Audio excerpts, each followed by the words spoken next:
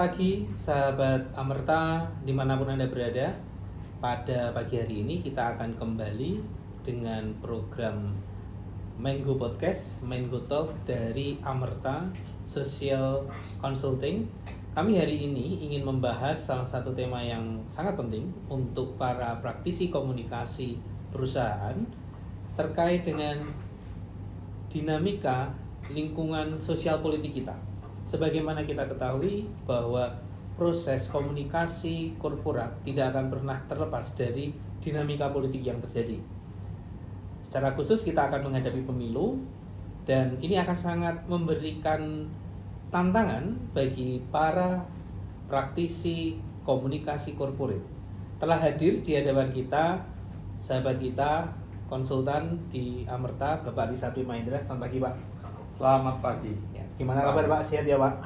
Nah, hari ini bersama dengan Pak Risa kita akan membincangkan tentang bagaimana komunikasi korporat di era yang dinamis ini ya. Apa sih yang sebenarnya perlu diprioritaskan? Jadi begini Pak Risa, ketika Indonesia nih di tahun-tahun ini ya, khususnya di 2024 ini kita akan menjalani tahun politik dengan pemilihan presiden, DPR di pusat, lalu kemudian DPRD provinsi dan juga kabupaten, serta pemilihan nanti pejabat publik, gubernur dan di kabupaten juga. Kira-kira apa yang kemudian pengaruh dari situasi politik ini terhadap perusahaan, Pak? Ya, terima kasih. Ini satu isu yang menarik dan sangat relevan bagi manajemen dan praktisi komunikasi korporasi. Situasi lingkungan yang dinamis karena adanya peristiwa politik pesta demokrasi yang terjadi ini setidaknya memiliki 4 dampak ya, kepada perusahaan. Yang pertama tentu adalah dari sisi aspek perencanaan bisnis ini perlu ditinjau ulang karena para pejabat publik yang baru ya, baik bupati, wali kota, gubernur, anggota dewan, presiden, wakil presiden bisa saja memiliki prioritas pembangunan ya, dan kebijakan yang baru. Jadi perusahaan meskipun tentu tidak bisa meninggalkan rencana bisnis, tetapi setidaknya perlu memperhatikan apa yang menjadi prioritas pemerintah. Yang kedua yang perlu diantisipasi adalah secara internal pasti akan ada banyak dorongan dari pihak-pihak pemangku kepentingan baik internal maupun eksternal agar perusahaan itu bisa mendukung atau berpartisipasi ke dalam proses politik ini. Dari karyawan atau manajemen bisa saja ada yang menjadi caleg kan gitu, atau pemangku kepentingan eksternal, pemerintah daerah, mitra kerja segala macam ada yang terlibat di dalam proses ini pasti ingin mengajak supaya perusahaan bisa ikut mendukung. Aspek yang ketiga adalah situasi yang ada ini juga berdampak misalkan adalah program sosial atau CSR yang dilakukan oleh perusahaan. Ini bisa saja kemudian terdampak karena misalkan diklaim oleh kelompok-kelompok kepentingan ya, para politisi bahwa ini bagian dari partai ini atau partai itu, pemerintah periode ini atau periode itu gitu. Nah, ini ya yang ketiga. Dan yang terakhir tentu adalah banyak harapan dari pihak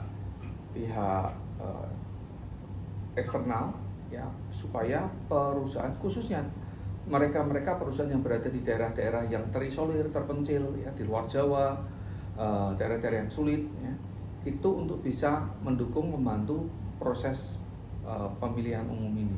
Ya, di konteks yang sedemikian dinamis tadi ya Pak ya, kita juga akan berhadapan, ternyata bukan hanya berhadapan dengan pemerintah gitu ya, tapi juga berhadapan dengan publik, pemangku kepentingan kita yang lebih luas.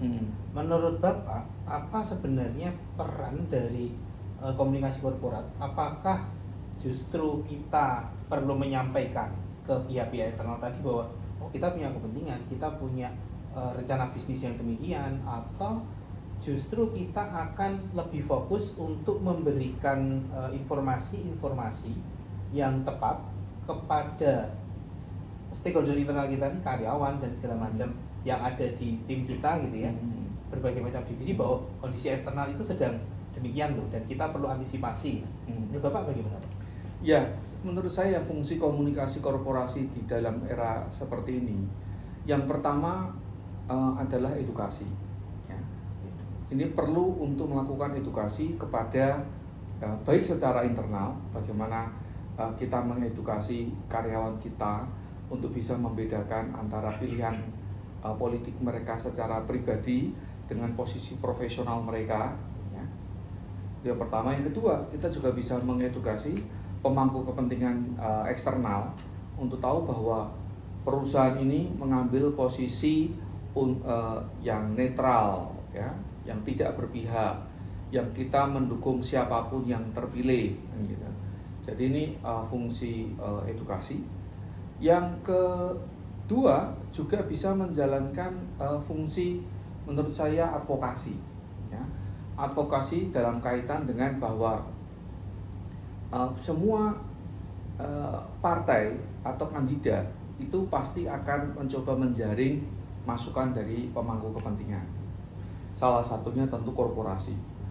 Jadi di sini menurut saya komunikasi korporasi perlu melakukan advokasi kepada para calon legislatif atau calon kepala daerah ini mengenai sebetulnya situasi bisnis yang ada, kemudian implikasi dari kebijakan, lalu kontribusi dari perusahaan ini apa, supaya mereka tidak mengambil kebijakan tanpa pemahaman yang memadai. Nah, aspek yang ketiga adalah sosialisasi, dalam artian begini, komunikasi korporasi ini juga penting untuk misalkan melakukan sosialisasi jadwal-jadwal pemilihan umum, syarat-syarat ini yang supaya karyawan itu bisa berpartisipasi secara penuh, ya, dan kritis sebagai warga negara. Nah, di sini istilahnya bagaimana perusahaan ini bisa menjadi juga bagian dari eksponen bangsa yang ikut berkontribusi dengan cara itu tadi, melakukan sosialisasi kepada karyawannya. Oke lah, berarti ada tadi setidaknya ada edukasi, advokasi, dan sosialisasi ya Pak ya. Betul.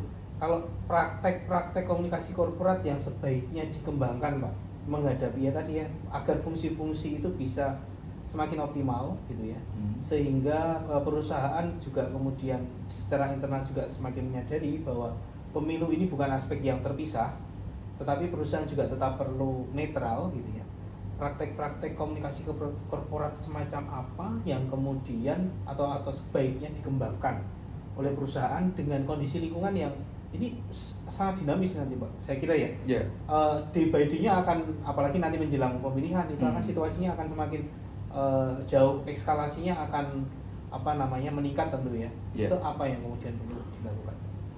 Yang pertama, menurut saya praktisi komunikasi korporasi perlu melakukan pemetaan dan mengidentifikasi dinamika lingkungan yang tadi terjadi itu seperti apa. Ya, jadi kita misalkan kita juga tahu, ada nggak potensi konflik, ada nggak potensi munculnya hoax, potensi munculnya disinformasi, misinformasi, malinformasi. Nah, ini pemetaan ini perlu dilakukan. Nah, kemudian setelah dari pemetaan ini, yang kedua harus dikembangkan adalah protokol.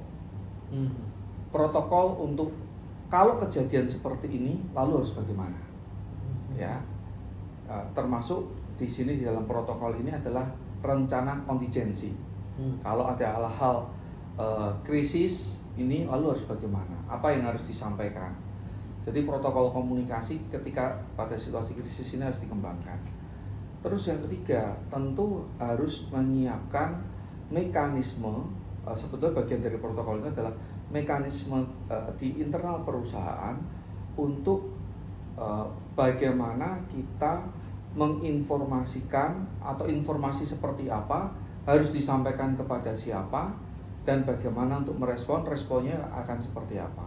Nah, mekanisme ini perlu jelas. Misalkan di situasi krisis, siapa yang harus diberitahu dan siapa yang harus mengambil keputusan.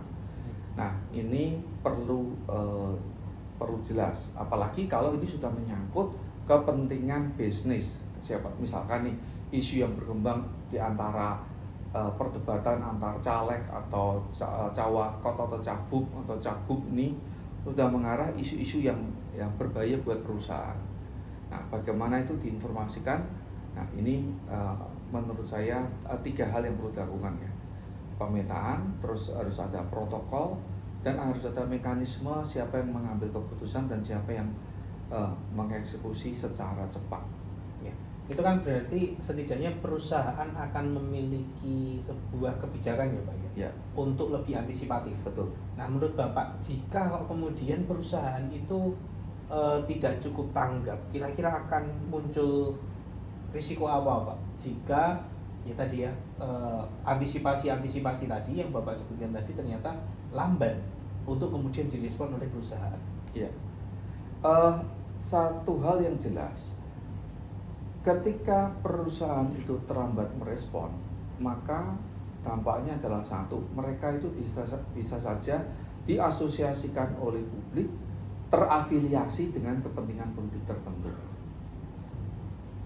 Yang kedua, mereka bisa saja dicatat oleh para pemain politik bahwa mereka itu ternyata mendukung kelompok tertentu. Kalau yang tadi mencatat itu adalah masyarakat terafiliasi, yang kedua dengan pemerintah yang baru itu bisa dicatat, ternyata perusahaan ini itu sebetulnya punya agenda politik.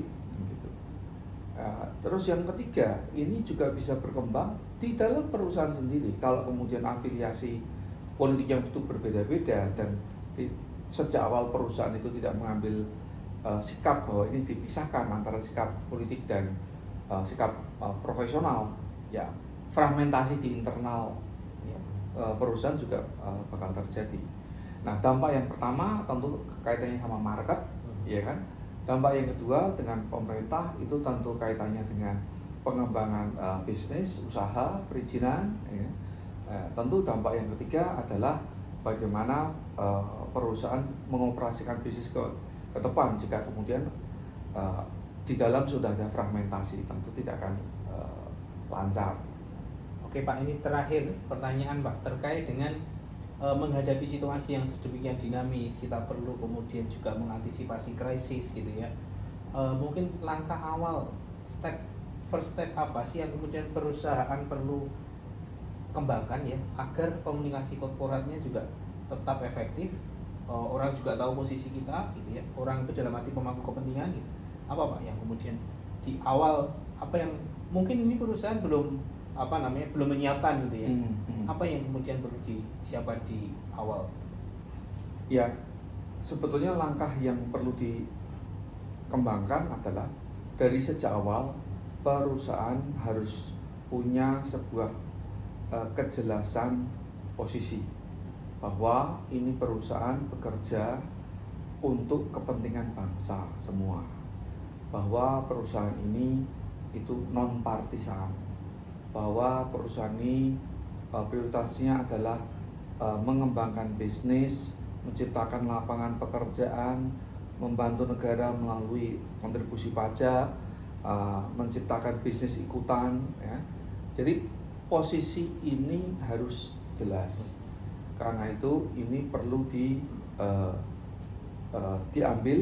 Yang kedua, posisi ini juga perlu dikomunikasikan kepada semua pemangku kepentingan. Kemudian yang ketiga, perusahaan ini juga bisa mengambil posisi apakah mau berkontribusi dalam proses pemilu ini perlu atau tidak. Kalau perlu, misalkan membantu proses di daerah-daerah tertentu itu butuh pengangkutan ya, dari panitia KPU segala macam. Nah, itu bisa menurut saya bentuk kontribusi yang bisa diambil oleh perusahaan. Jadi tidak secara partisan ya, tetapi membantu proses penyelenggaraannya sendiri, khususnya di daerah-daerah yang sulit dan Ya. merantau. Ya, gitu. Itu termasuk kontribusi ya Pak ya, Ya. dari perusahaan di wilayah netral untuk kemudian bagaimana juga ikut terlibat berperan serta dalam proses mendukung keberhasilan pemilu di Republik ini. Betul. Ya. Ya. Baik, demikian Sobat Amerta yang kami banggakan, sedikit pembicaraan dengan Bapak Risa Primahindra untuk bagaimana kita bisa menemukan dan mengidentifikasi hal-hal pokok apa yang kemudian perlu diambil oleh perusahaan terkait dengan komunikasi korporat untuk tetap berkomunikasi dengan baik dengan para pemangku kepentingannya di tahun politik ini, di tahun yang dinamis ini. Semoga pembicaraan ini bisa memberikan sedikit gambaran tentang antisipasi-antisipasi yang dapat dilakukan oleh perusahaan ketika kita akan menghadapi dan merayakan pesta demokrasi di Republik ini. Terima kasih Pak Risa untuk berbagi pandangan dan perspektifnya. Terima kasih juga pemirsa, kita akan ketemu lagi di sesi Mango Talk berikutnya. Terima kasih, sampai ketemu lagi.